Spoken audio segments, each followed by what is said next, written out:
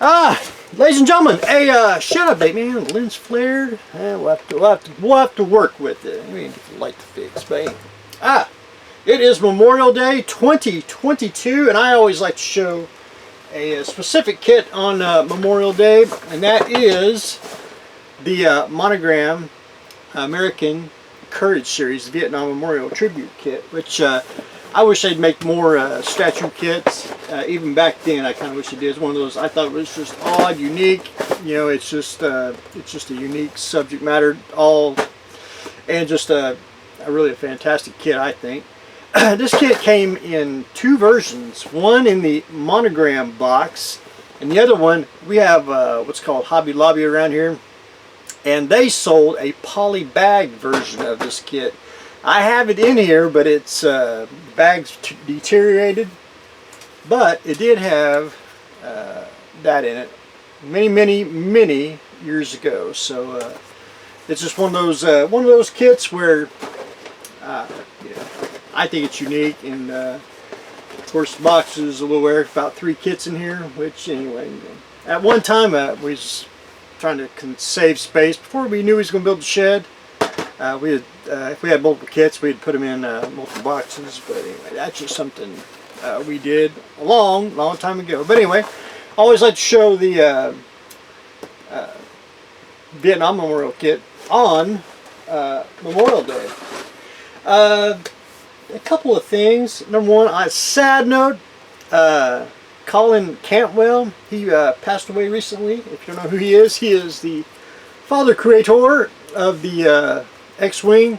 Now, and he also did some kit bash maquettes of the Sandcrawler, Star Destroyer, and he did one of the X-Wing. If you can look up his original designs of it, I think they're absolutely slick.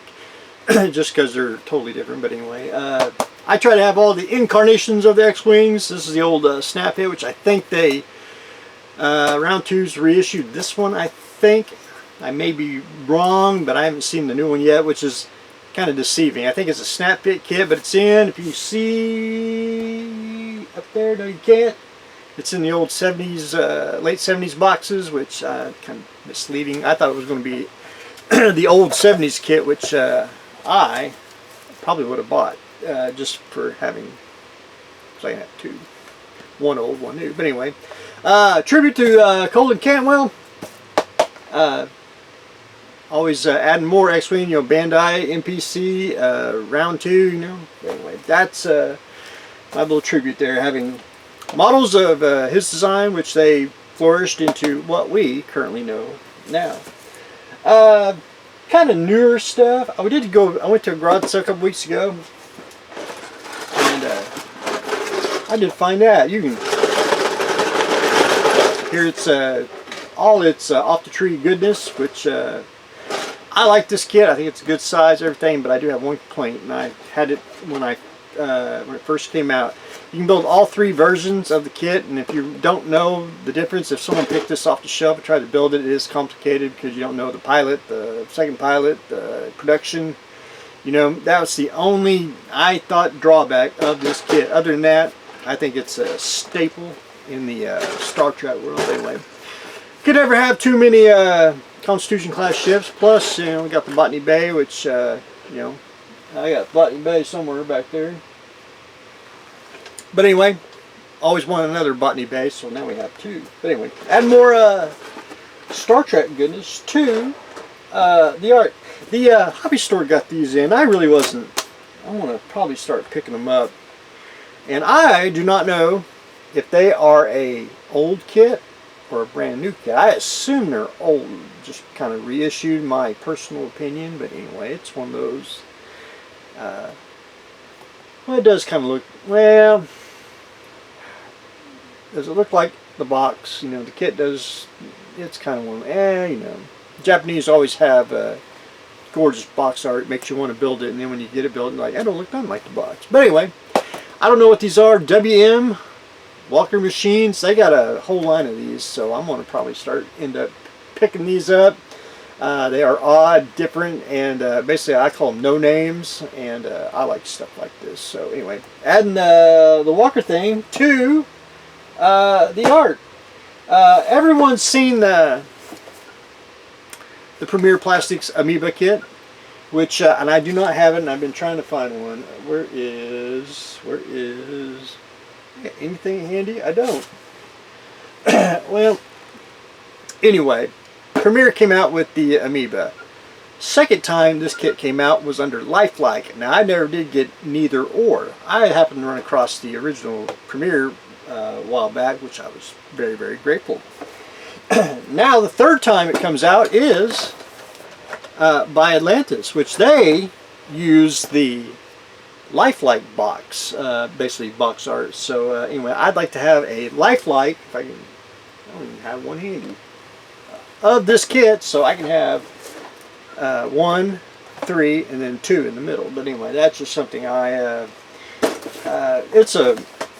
and everyone says it, and I understand it. It needs to be, you know, little tiny enterprise to go with it, which, you know, they could easily, you know, if they ever get Star Trek license, they can do that, and it'd just be cool. That is the Lifelike one, which I'm going to try to acquire one day, because, you know, the shed needs a third Amoeba kit.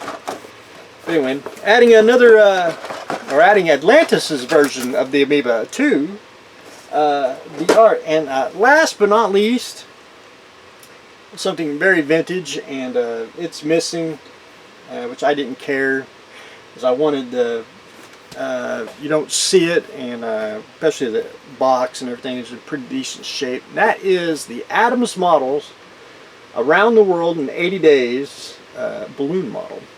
And came out in 1959, and I've seen the empty box go well over, you know, almost $200, and it's got a few parts in it. It's basically missing, but anyway, it's just one of those a very unique kit that you just don't see very often.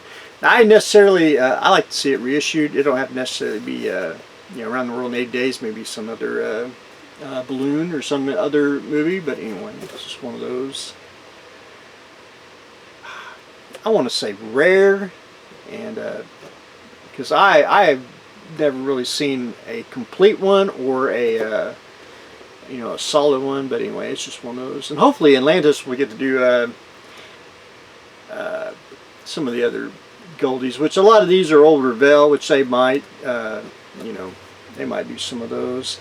There is one I'd like to try to find, because I want it is a movie, Ben-Hur, so I'd like to try to hunt that down. But anyway, Around the World in 80 Days balloon kit, which, you know, I do like my balloons.